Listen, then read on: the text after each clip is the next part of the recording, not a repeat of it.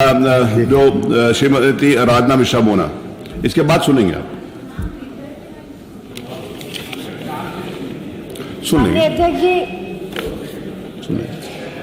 सुन लेंगे आज प्रिविलेज है, महंगाई जैसे गंभीर विषय सुन लेंगे ना, और सूचना आ जाए जो नियम 56 में मुझे अपनी बात ध्यान आकृष्ट करने के लिए मैं आपका आभार व्यक्त करती हूँ। आज पूरा देश और खासकर हमारा प्रदेश महंगाई के दंश से ग्रसित है। पूरे देश में लगभग हमारी जो महंगाई दर है वो 7.56% है और यूपी में इस देश की प्रतिशत से भी ऊपर 8.46% की महंगाई दर है। मैं एक गृहिणी हूँ अध्यक्ष जी, और सबसे पहले सबसे ज्यादा अगर असर महंगाई का कहीं पड़ा है तो रसोई में पड़ा। पूरी अर्थव्यवस्था घर की चरमरा चुकी है। मैं कुछ आंकड़े आपके सामने, किसी ने बहुत जरूरी बातचीत कर रही है तो लॉबी में जाकर कर ले प्लीज, यहाँ सुनने दीजिए, बताइए। 70 साल की सबसे ज्यादा महंगाई के दौर से ये देश और प्रदेश गुजर रहा है। आज अगर हम बात करें रसोई की तो साग सब्जी की महंगाई 13.23% बढ़ी है। सरसों का तेल जो 80 रुपए में था वो 200 रुपए के पार चला गया।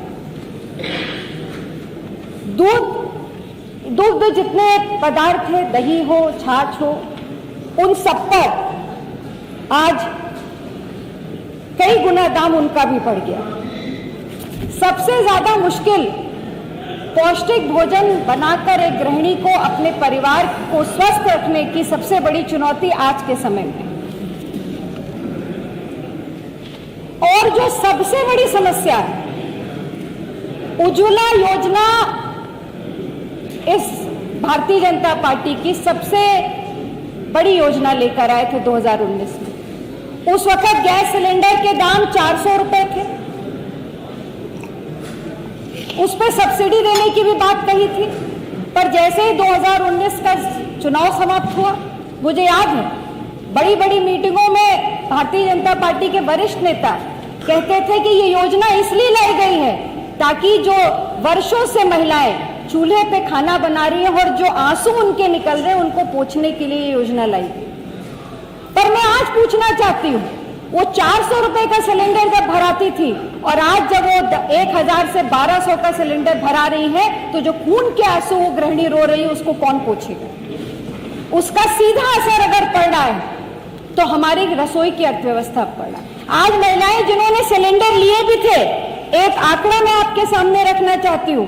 IICE की रिपोर्ट के अनुसार ग्रामीण इलाकों में 85% उज्ज्वला लाभार्थी अभी भी खाना चूल्हे पे ही बना रही। उन्होंने सिलेंडर खरीदने की उनके पास कैपेसिटी नहीं रह गई। तो ये एक बड़ा प्रश्न है। उसके बाद गरीब 2 जून की रोटी कमाता है अध्यक्ष। एक किसान जो खून पसीने की कमाई से गेहूं उगाता है, आपने उसको MSP तो दी नहीं जो उससे वादा किया था, उसकी लागत और बढ़ा दी। खाद, कीटनाशक, हर चीज में दाम में बढ़ोतरी हुई, जिसका सीधा असर उसकी लागत पे पड़ा। और जब वो अपनी लागत के अनुपात अपने ही उगाई फसल को बेचने जाता है, गेहूं बेचता है और बदले में जब वो बाजार से आटा खरीदता है, तो कितने दुख की बात है कि उसी आटे पे उसको 5% GST देनी पड़ती है। आपने तो गरीब आदमी के हाथ से सूखी रोटी भी छीन ली। मैं ये कहना चाहती हूं कि आज जिस तरह से हर चीज के दाम बढ़ गए, रोटी, कपड़ा और मकान, यही 3 मुख्य चीजें हैं एक गरीब के लिए। आज मकान अगर बनाना चाहता है गरीब आदमी तो उसके लिए संभव नहीं है, क्योंकि जितनी भी चीजें, चाहे वो ईंट हो, सीमेंट हो, बालू हो, हर चीज के दाम बढ़ गए। तो ना घर बना सकता है, ना सूखी रोटी खा सकता है, और कपड़े पर भी GST लग गई। तो माननीय अध्यक्ष जी, मैं आपसे सिर्फ इतना ही कहना चाहती हूं कि जिस तरह से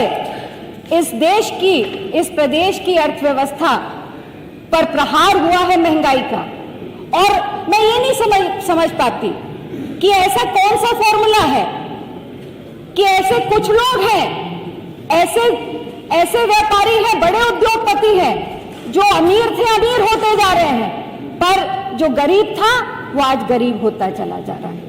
वो कौन सा फॉर्मूला उनके पास है कि वो देश के नंबर 1-2 रैंक के उद्योगपति बन जाते हैं, पर वही फॉर्मूला इस देश के गरीब आदमी को अगर प्रदेश के मिल जाएगा तो शायद इस प्रदेश की भी सूरत बदल जाएगी। मैं आपसे मांग करती हूं कि बहुत ही महत्वपूर्ण विषय है, कृपया इस पे चर्चा कराएं, इसको ग्राह्य करें। बहुत बहुत धन्यवाद।